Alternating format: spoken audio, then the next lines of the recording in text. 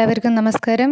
ഈ വീഡിയോയിൽ നമ്മൾ കഴിഞ്ഞ വീഡിയോൻ്റെ തുടർച്ചയായിട്ടുള്ള the story of my life, Helen കെല്ലറിൻ്റെ the story of my life, അതിൻ്റെ ബാക്കിയുള്ള ഭാഗമാണ് എടുക്കാൻ പോകുന്നത്. കഴിഞ്ഞ ക്ലാസ്സിൽ നമ്മൾ ഹെലൻ്റെ കുട്ടിക്കാലത്തെക്കുറിച്ചിട്ടുള്ള കുറച്ച് കാര്യങ്ങളെല്ലാം ഡിസ്കസ് ചെയ്തിരുന്നു. ഹെലൻ ഇഷ്ടപ്പെട്ടിരുന്ന കാര്യങ്ങളൊക്കെയാണ് അതിൽ പറഞ്ഞത്. പിന്നെ അതുപോലെ തന്നെ ഹെലൻ്റെ വീട്, ആ വീടിൻ്റെ ഭംഗി, അതിലൊരുപാട് പൂക്കളുടെ പേരും ആ പൂക്കൾ എങ്ങനെയാണ് ഹെലൻ കണ്ടെത്തിയിരുന്നത്, അവിടേക്ക് എങ്ങനെയാണ് പോയിരുന്നത് എന്നുള്ള കാര്യങ്ങളും, പിന്നെ ഹെലന് ഏറ്റവും പ്രിയപ്പെട്ട സ്ഥലം എന്ന് പറയുന്നത് ആ ഗാർഡൻ ആയിരുന്നു എന്നുള്ളതൊക്കെയാണ് നമ്മൾ കഴിഞ്ഞ ക്ലാസ്സിൽ പറഞ്ഞിട്ടുണ്ടായിരുന്നത്. ഇനി അത് കഴിഞ്ഞിട്ട് എന്താണ് സംഭവിച്ചത് എന്ന് നമുക്ക് നോക്കാം. ഹെലൻ്റെ കാഴ്ചശക്തി, കേൾവി ശക്തി, അതൊക്കെ എങ്ങനെയാണ് ഇല്ലാതായത് എന്നുള്ളതൊക്കെ നമുക്ക് ഇനിയുള്ള ആ ഭാഗത്ത് വായിക്കാൻ കഴിയും. അടുത്ത പാരഗ്രാഫ് വായിച്ച് നോക്കാം.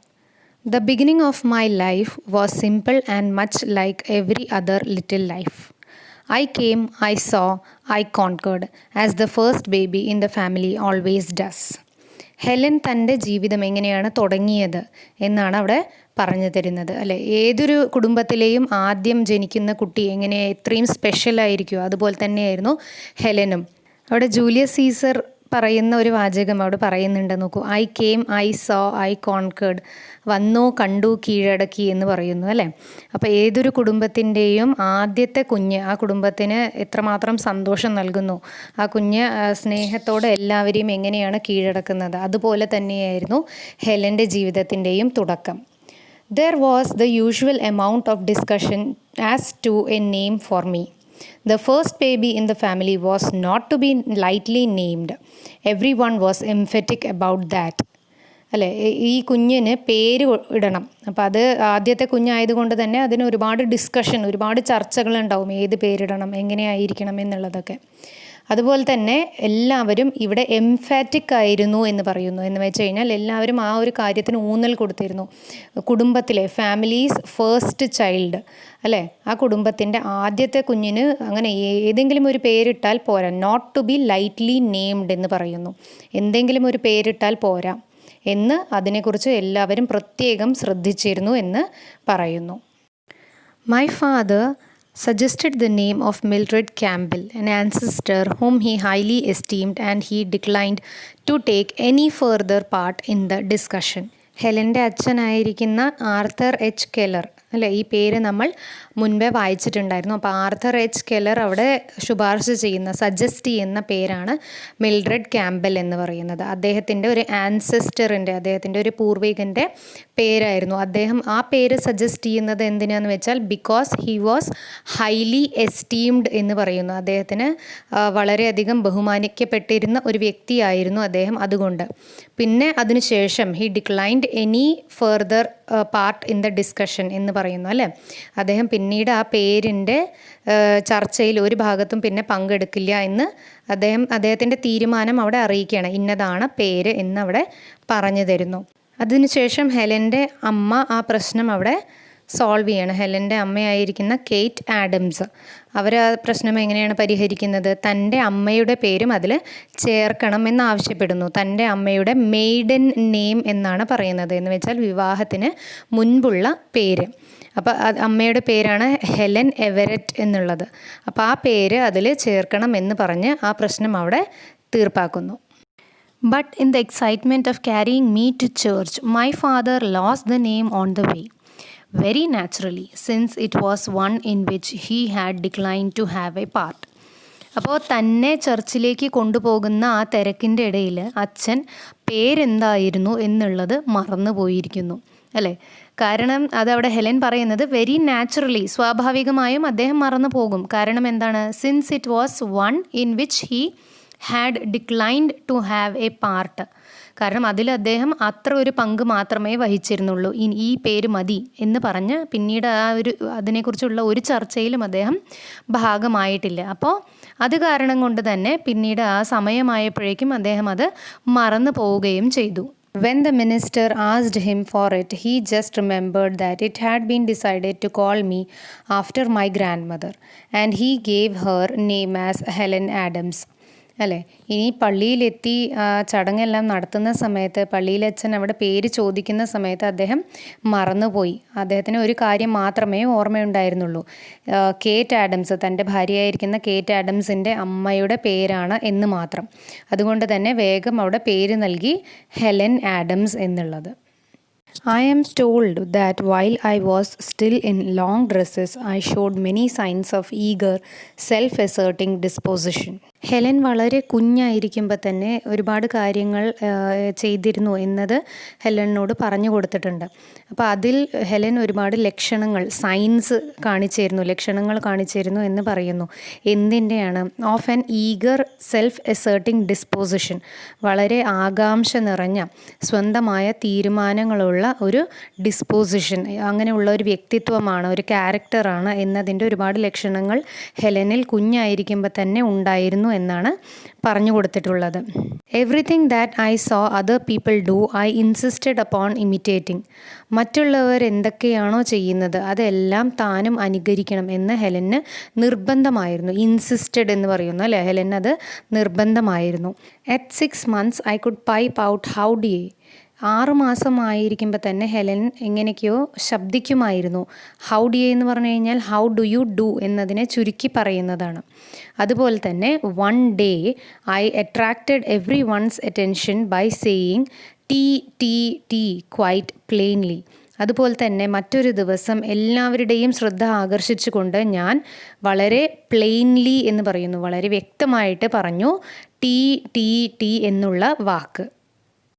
Even after my illness, I remembered one of the words I had learned in these early months. ഇനി ഹെലൻ്റെ ഇൽനെസ്, ഹെലനൊരു അസുഖം വരികയാണ് അവിടെ ചെയ്യുന്നത്. അതിന് ശേഷവും അതിൻ്റെ അടുത്തുള്ള മാസങ്ങളിലും ഹെലന് താൻ പറഞ്ഞിരുന്ന കുറച്ച് വാക്കുകളൊക്കെ ഓർമ്മയുണ്ടായിരുന്നു എന്ന് പറയുന്നു. It was the word water and I continue to make some sound for that word after all other speech was lost. അപ്പോൾ ഹെലന് ഓർമ്മയുണ്ടായിരുന്ന ഒരു വാക്ക് എന്ന് പറയുന്നത് വാട്ടർ എന്നുള്ള ആ വാക്കാണ്. അപ്പോൾ ബാക്കിയുള്ള ശബ്ദവും അതിൻ്റെ ഓർമ്മയും എല്ലാം നഷ്ടപ്പെട്ടപ്പോഴും ഈ വാട്ടറിൻ്റെ ആ ഒരു ശബ്ദം അത് ഹെലൻ എങ്ങനെയൊക്കെയോ ഉച്ചരിക്കാൻ ശ്രമിച്ചിരുന്നു എന്ന് ആണ് പറയുന്നത്. I ceased making the sound wah wah only when I learn to spell the word. I ceased making the sound wah wah എന്നാണ് പറയുന്നത് അല്ലേ. സീസ്ഡ് എന്ന് പറഞ്ഞു കഴിഞ്ഞാൽ നിർത്തുക. അപ്പോൾ ഹെലൻ അങ്ങനെയുള്ള ശബ്ദം ഉണ്ടാക്കുന്നത് നിർത്തി. എപ്പോൾ? Only when I learn to spell the word. ആ വാക്ക് എന്താണ്, അതിനെങ്ങനെയാണ് ഉച്ചരിക്കുന്നത്, എന്താണ് അതിൻ്റെ സ്പെല്ലിംഗ് എന്നുള്ളതൊക്കെ കൃത്യമായി മനസ്സിലാക്കിയതിന് ശേഷം ഹെലൻ അങ്ങനെയുള്ള ശബ്ദം ഉണ്ടാക്കുന്നതൊക്കെ അവിടെ നിർത്തി എന്ന് പറയുന്നു. They tell me I walked the day I was a year old. My mother had just taken me out of the bathtub and was holding me in her lap when I was suddenly attracted by the flickering shadows of leaves that danced in the sunlight on the smooth floor. അപ്പോൾ എനിക്ക് പറഞ്ഞു തന്നിട്ടുള്ള കാര്യങ്ങൾ എന്ന് വെച്ചാൽ ഹെലന് മുതിർന്നവർ പറഞ്ഞു കൊടുത്തത്, ഹെലന് 1 വയസ്സായപ്പോൾ തന്നെ ഹെലൻ നടക്കാൻ തുടങ്ങി എന്നുള്ളതാണ്.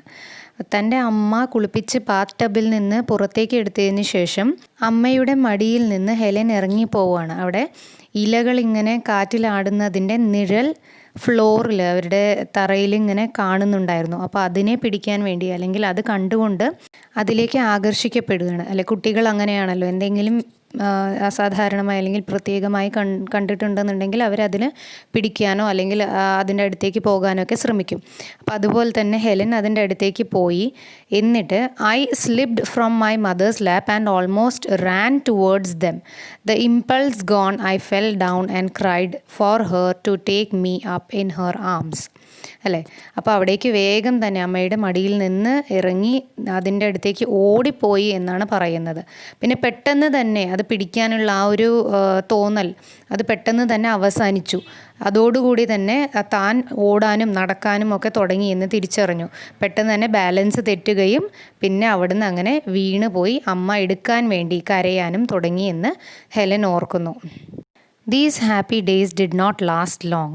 ഇങ്ങനെ സന്തോഷകരമായി കഴിഞ്ഞു പോകുന്ന ആ കുട്ടിക്കാലം അധിക നാൾ ഉണ്ടായില്ല ഹെലന്.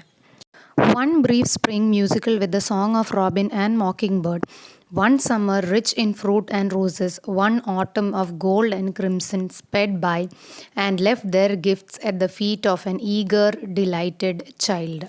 ഹെലന് ഓർമ്മയുള്ള ആ 19 മാസങ്ങൾ, അതിൻ്റെ ഇടയിൽ കടന്നുപോയ കാലങ്ങളെക്കുറിച്ചാണ്, സമയത്തെക്കുറിച്ചാണ് അപ്പോൾ ആ ഒരു സെൻറ്റൻസിൽ പറയുന്നത്. അപ്പോൾ അവിടെ ആദ്യം ഒരു സ്പ്രിങ്, ഒരു വസന്തകാലം കടന്നുപോയി. അതിൽ നിറയെ പക്ഷികളുടെ, റോബിൻ എന്ന് പറഞ്ഞ വണ്ണാത്തിക്കിളി, അതുപോലെ തന്നെ മോക്കിംഗ് ബേർഡ്, മറ്റ് പക്ഷികളുടെ ശബ്ദം അനുകരിച്ച് ശബ്ദമുണ്ടാക്കുന്ന പക്ഷികൾ, അങ്ങനെ അവരുടെയൊക്കെ ശബ്ദമാണ് അവിടെ ഹെലൻ ഓർക്കുന്നത്. പിന്നെ വൺ സമ്മർ, ഒരു വേനൽക്കാലം കടന്നുപോയി. അവിടെ നിറയെ പഴങ്ങളും പിന്നെ അതുപോലെ തന്നെ ഫ്രൂട്ട്സ് ആൻഡ് റോസസ് എന്നാണ് പറയുന്നത് അല്ലേ, ഒരുപാട് പഴങ്ങളും പൂക്കളുമൊക്കെ ഹെലൻ ഓർക്കുന്നു. പിന്നെ ഒരു ഓട്ടം എന്ന് പറഞ്ഞു കഴിഞ്ഞാൽ ശരത്കാലം. അപ്പോൾ ആ ശരത്കാലം എങ്ങനെയായിരുന്നു? It was gold and crimson എന്നാണ് പറയുന്നത്. വളരെ ചുവന്ന നിറത്തിലുള്ള ഇലകളും അതെല്ലാം താഴത്തേക്ക് വീഴുന്നത്, ആ രീതിയിലാണ് ഈ ശരത്കാലം കടന്നു പോകുന്നത്. അപ്പോൾ അതെല്ലാം അവിടെ ഹെലൻ ഓർക്കുന്നു. ഈ കടന്നുപോയ കാലമെല്ലാം അവർക്ക് തരാനുള്ള സമ്മാനം ഒരു ഈഗർ ആൻഡ് ഡിലൈറ്റഡ് ചൈൽഡ് എന്നാണ് പറയുന്നത് അല്ലേ. ഹെലനെ കുറിച്ചാണ് അവിടെ പറയുന്നത്. ഈഗർ എന്ന് പറഞ്ഞാൽ ആകാംക്ഷ നിറഞ്ഞ, ഡിലൈറ്റഡ് വളരെ സന്തോഷം നിറഞ്ഞ ഒരു കുഞ്ഞിൻ്റെ കാൽ കീഴിൽ അവർക്ക് തരാൻ പറ്റുന്ന എല്ലാ സമ്മാനങ്ങളും അവരവിടെ തന്നിട്ടാണ് പോയത്. എന്ന് വെച്ചാൽ ഈ കഴിഞ്ഞ 19 മാസം ഹെലന് കാണാൻ പറ്റുന്ന കാഴ്ചകൾ, ഭംഗിയുള്ള പ്രകൃതിയിൽ നിറഞ്ഞു നിൽക്കുന്ന ഒരുപാട് കാഴ്ചകൾ ഹെലൻ കണ്ട് ആസ്വദിച്ചു. പക്ഷേ അതിനുശേഷം എന്താണ് ഉണ്ടായത്? Then, in the dreary month of February, came the illness which closed my eyes and ears and plunged me into the unconsciousness of a newborn baby. എന്നിട്ട് വന്ന മാസമാണ് ഫെബ്രുവരി എന്ന് പറയുന്നത്. അതിനെ ഡ്രിയറി എന്നാണ് പറഞ്ഞിട്ടുള്ളത്. ഡ്രിയറി എന്ന് വെച്ച് കഴിഞ്ഞാൽ ദുഃഖം നിറഞ്ഞ, ഇരുണ്ട, അതിനെയാണ് ഡ്രിയറി എന്ന് പറയുന്നത്. ഇനി അതിനെ എന്തുകൊണ്ടാണ് അങ്ങനെ പറയുന്നത് എന്ന് അതിൻ്റെ ബാക്കിയുള്ള വരിയിൽ നമുക്ക് കാണാൻ കഴിയും. കാരണം ആ മാസത്തിലാണ് ഹെലൻ്റെ കാഴ്ചശക്തിയും കേൾവി ശക്തിയും ഒക്കെ ഇല്ലാതാക്കിയ ആ അസുഖം ഹെലനെ പിടിപെടുന്നത്. ഓക്കെ, അപ്പോൾ അതാണ് അവിടെ പറയുന്നത്. Came the illness which closed my eyes and ears and plunged me into the unconsciousness of a new born baby. Plunged എന്ന് പറഞ്ഞു കഴിഞ്ഞാൽ മുക്കിക്കളയുക. അപ്പോൾ ഒരു ചെറിയ കുഞ്ഞിൻ്റെ അബോധാവസ്ഥയിലേക്ക് എന്നെ തള്ളിവിട്ട അസുഖം വന്നിരിക്കുന്നത് ഫെബ്രുവരി മാസത്തിലാണ്. അതുകൊണ്ടാണ് അതിനെ ഡ്രിയറി എന്ന് പറഞ്ഞിട്ടുള്ളത്. They called it acute congestion of the stomach and brain. അപ്പോൾ ഹെലൻ അന്ന് ബാധിച്ച അസുഖത്തിൻ്റെ പേരാണ്, അതെല്ലാവരും ഒന്ന് ഓർത്ത് വയ്ക്കുക, acute congestion of the stomach and brain. The doctor thought I could not live. Early one morning, however, the fever left me as suddenly and mysteriously as it had come. ഡോക്ടർമാരൊക്കെ അന്ന് പറഞ്ഞത് Helen ഇനി ജീവിക്കില്ല എന്നാണ്. പക്ഷേ ഒരു ദിവസം പെട്ടെന്ന് നിഗൂഢമായി, എങ്ങനെയാണോ ആ ഹെലന് ആ അസുഖം പിടിപെട്ടത് അതേപോലെ തന്നെ ഒരു ദിവസം പെട്ടെന്ന് അത് മാറിപ്പോവുകയും ചെയ്തു. There was great rejoicing in the family that morning, but no one, not even the doctor, knew that I could never see or hear again. അല്ലേ, കുഞ്ഞിൻ്റെ അസുഖം മാറിയപ്പോൾ എല്ലാവർക്കും വളരെ സന്തോഷമായിരുന്നു. പക്ഷേ അന്ന് ഡോക്ടർമാർക്ക് പോലും മനസ്സിലാക്കാൻ സാധിച്ചില്ല ഹെലന് ഇനി കാണാനോ അല്ലെങ്കിൽ കേൾക്കാനോ കഴിയില്ല എന്നുള്ളത്. I fancy I still have confused recollections of that illness. Helen അവിടെ പറയുന്നത്, എനിക്കിപ്പോഴും തോന്നുന്നത് ആ അസുഖത്തിനെക്കുറിച്ച് എന്തൊക്കെയോ ഓർമ്മകൾ എൻ്റെ മനസ്സിലുണ്ട് എന്ന്. I specially remember the tenderness with which my mother tried to soothe me in my waking hours of fret and pain. Helen അവിടെ പ്രത്യേകിച്ച് എടുത്ത് ഓർക്കുന്ന ഒരു സംഭവം എന്താണെന്ന് വെച്ചാൽ തൻ്റെ അമ്മ തന്നെ വളരെ സ്നേഹത്തോടെ കരുതലോടെ എടുത്ത് ആശ്വസിപ്പിക്കുന്നത്. ഹെലൻ്റെ അമ്മ അവിടെ ആശ്വസിപ്പിക്കുന്നത് ആ അസുഖം, അതിൻ്റെ വേദന ഉള്ളത് കൊണ്ട് മാത്രമല്ല. കാരണം ഇനി ആ സെൻറ്റൻസിൻ്റെ ബാക്കി നമുക്ക് വായിച്ചാൽ മനസ്സിലാവും. And the agony and bewilderment with which I woke after a tossing half sleep and turned my eyes so dry and hot to the wall away from the once loved light, which came to me dim and yet more dim each day.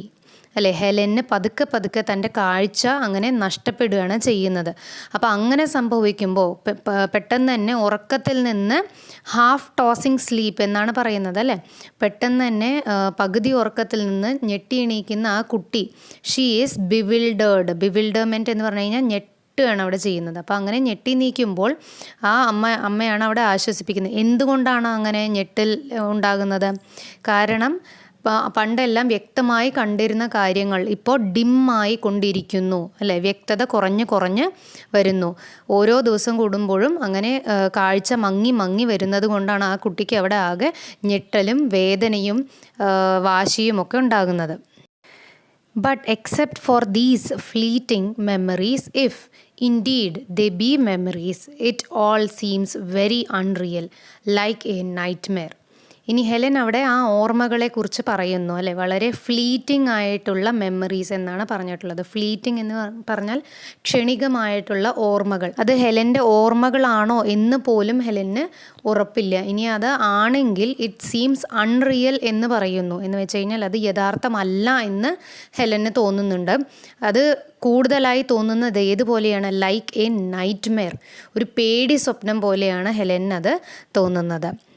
Gradually, I got used to the silence and darkness that surrounded me and forgot that it had ever been different until she came, my teacher, who was to set my spirit free. സ്വന്തം ജീവിതത്തിലേക്ക് കടന്നു വന്ന നിശബ്ദതയും പിന്നെ അതുപോലെ തന്നെ ഇരുട്ടും അതിനോടൊക്കെ Helen പതുക്കെ പൊരുത്തപ്പെടാൻ തുടങ്ങി. എന്നിട്ട് തൻ്റെ ചുറ്റും എപ്പോഴെങ്കിലും വെളിച്ചമുണ്ടായിരുന്നു അല്ലെങ്കിൽ വ്യത്യസ്തമായ കാഴ്ചകളുണ്ടായിരുന്നു എന്നൊക്കെ ഹെലൻ മറന്നു തുടങ്ങിയിരുന്നു. Until she came my teacher. അപ്പോൾ ഹെലൻ്റെ ടീച്ചറായിരുന്ന ആനി സലിവൻ അവിടേക്ക് എത്തുന്നത് വരേക്കും ഇങ്ങനെയുള്ള കാഴ്ചകൾ തൻ്റെ ചുറ്റും ഉണ്ടായിരുന്നു എന്നൊക്കെ ഹെലൻ മറന്നിരുന്നു. ഇരുട്ടും പിന്നെ അതേപോലെ തന്നെ നിശബ്ദതയും നിറഞ്ഞ ഒരു തടവറയിലായിരുന്നു ഹെലൻ്റെ ആത്മാവ്. അതിനെ ഫ്രീ ആക്കുകയാണ് ആനി സലിവൻ അവിടെ ചെയ്തത്. But during the first 19 months of my life, I had caught glimpses of broad green fields, a luminous sky, trees and flowers, which the darkness that followed could not wholly blot out. പക്ഷേ തൻ്റെ ജീവിതത്തിൽ ഉണ്ടായിരുന്ന ആ 19 മാസം അതിൻ്റെ ഉള്ളിൽ Helen എന്തൊക്കെ കാഴ്ചകൾ കണ്ടു തീർത്തിരുന്നു? നല്ല പച്ചപ്പ് നിറഞ്ഞ പാടം, അതുപോലെ തന്നെ ലൂമിനസ് സ്കൈ, വെളിച്ചം നിറഞ്ഞ ആകാശം, മരങ്ങളും പൂക്കളും അതെല്ലാം ഹെലൻ കണ്ടിരുന്നു. ഹെലൻ്റെ മനസ്സിൽ നിറഞ്ഞു നിൽക്കുന്ന ഈ കാഴ്ചകൾ, അതിന് പിന്നാലെ വന്ന ആ ഇരുട്ടിന് ഒരിക്കലും ഈ കാഴ്ചകളെ മുഴുവനായി തുടച്ചു നീക്കാൻ ഒരിക്കലും കഴിഞ്ഞിട്ടില്ല. അതുകൊണ്ടാണ് ഹെലൻ അവിടെ ആ ലാസ്റ്റ് ലൈൻ അവിടെ പറയുന്നത്, if we have once seen the day is ours and what the day has shown. Helen അവിടെ പറയുന്നത്, ഒരു തവണ നമ്മൾ ഒരു കാഴ്ച കണ്ടിട്ടുണ്ടെന്നുണ്ടെങ്കിൽ പിന്നെ അത് എന്നേക്കും അത് നമ്മുടേത് തന്നെയാണ്. അതൊരിക്കലും നമ്മളിൽ നിന്ന് അകറ്റാനോ അല്ലെങ്കിൽ പിരിച്ചു മാറ്റാനോ ഒന്നും കഴിയില്ല എന്ന് പറഞ്ഞുകൊണ്ടാണ് അവിടെ അവസാനിപ്പിക്കുന്നത്. ഇന്നെടുത്ത ഈ ഭാഗം എല്ലാവർക്കും മനസ്സിലായി എന്ന് കരുതുന്നു. എന്തെങ്കിലും സംശയങ്ങളോ ചോദ്യങ്ങളോ ഉണ്ടെന്നുണ്ടെങ്കിൽ കമൻറ്റ് ബോക്സിൽ ഇടാൻ മറക്കരുത്. പിന്നെ ഇതിൻ്റെ നോട്ട്സ് ഉടനെ തന്നെ അടുത്ത വീഡിയോയിൽ ഇടുന്നതായിരിക്കും. So all of you take care and be happy.